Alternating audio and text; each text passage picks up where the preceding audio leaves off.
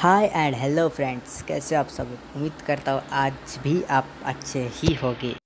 अगर आपने अभी तक पार्ट 1 देखा नहीं तो देख लीजिए, डिस्क्रिप्शन बॉक्स, आई बटन और एंड स्क्रीन पे लिंक मिल जाएगी। पार्ट 1 को आपने एकदम अच्छे से सपोर्ट किया है, इसीलिए हम आज पार्ट 2 लेके आए हैं। तो फिर पूरा का पूरा वीडियो देखना। आज ही परमैन डेड होने वाला है, तो वीडियो बिना बिना स्किप किए हुए वीडियो आराम से देख लेना। अगर फ्री टाइम हो तो भी देख सकते हो, कोई प्रॉब्लम नहीं। तो भाइयों, तब तक आप इंट्रो देख लीजिए, मैं लाता हूँ वीडियो।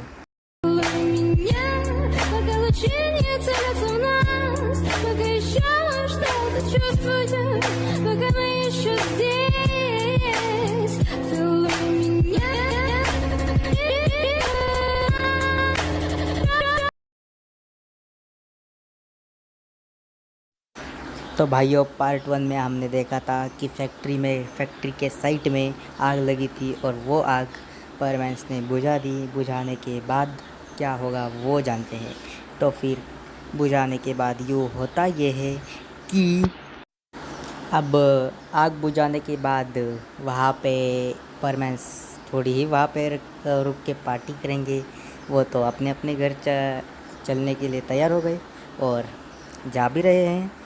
और पायन अपने घर का रास्ता पकड़ लिया, पाको अपने घर का रास्ता पकड़ ली, और बोवी ने भी अपने घर का रास्ता पकड़ लिया, और परमैन ने भी अपने घर का रास्ता पकड़ लिया है। तो फिर ऐसे ही परमैन जा रहा था। जाते जाते उसको मतलब वो घर के पास पहुंच भी गया है, और फुल स्पीड से गया था ना, इसीलिए घर पे पहुंच गया। और पहुंच जाने के बाद मतलब थोड़े दूरी था घर से, वो इतना दूर था कि उसे सब कुछ ठीक से दिख रहा था कि उसका रोबोट क्या कर रहा है क्या नहीं।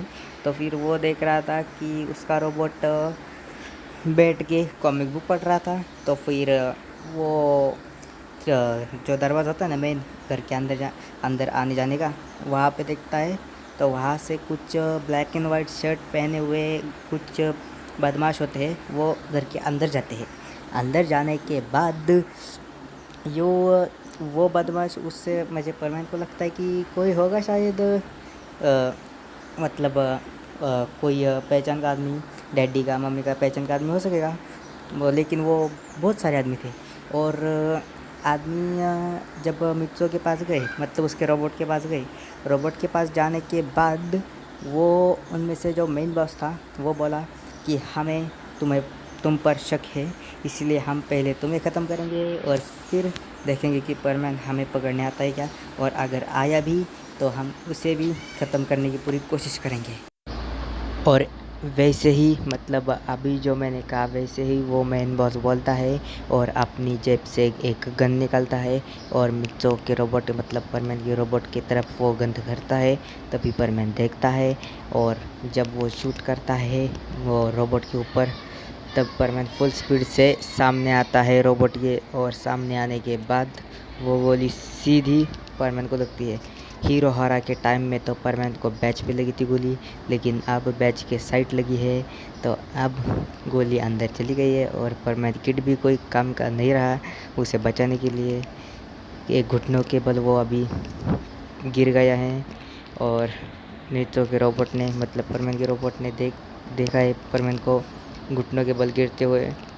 मित्सु मतलब परमैन ये रोबोट है ना, उसकी आंखें भर आ गई है, और जो दुश्मन होता है वो बोलता है कि हमें तो लग रहा था कि परमैन तो यही बच्चा होगा, लेकिन हमने तो रियल परमैन को ही मार दिया। हमारा तो काम और भी आसान हो गया, जल्दी से भागो यहाँ से। और हाँ, हम हमारे अड्डे पे जाके पार्टी भी करेंगे कि हमने परमैन को मार दिया।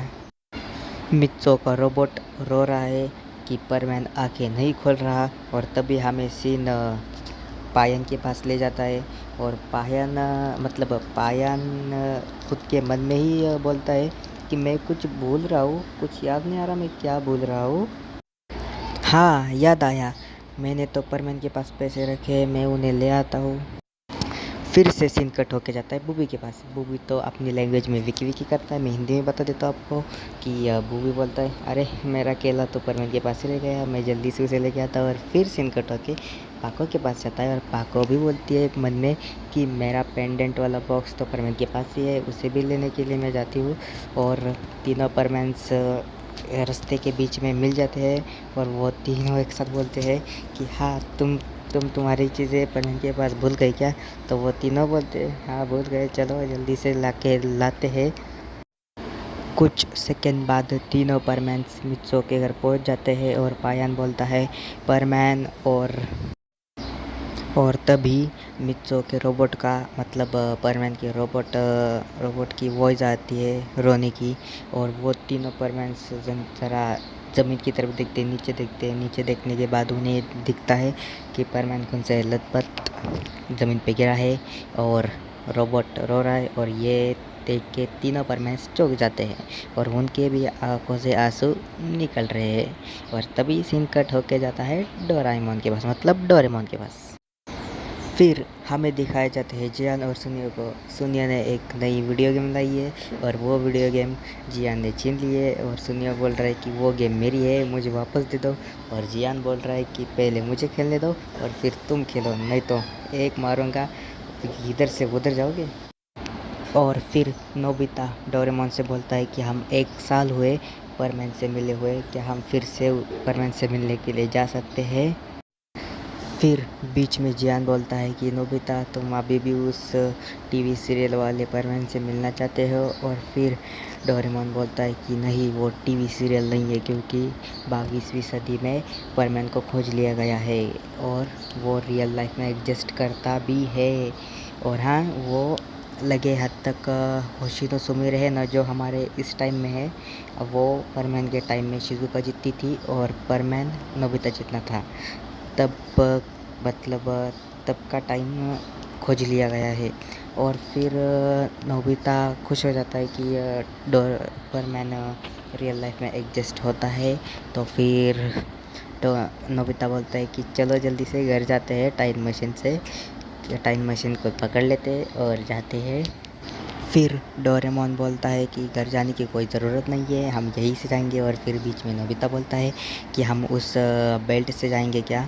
तो फिर डोरेमोन बोलता है नहीं, जब परमैन की डिस्कवरी की गई थी, परमैन को खोज लिया गया था, तभी एक नए गैजेट का इन्वेंट किया गया था, उसका नाम है एनी टाइम एनीवेयर डोर। फिर वही गैजेट डोरेमोन अपने जेब से निकालता है और अपना लेक्चर शुरू कर देता है कि ये बिल्कुल एनीवेयर डोर की तरह ही है।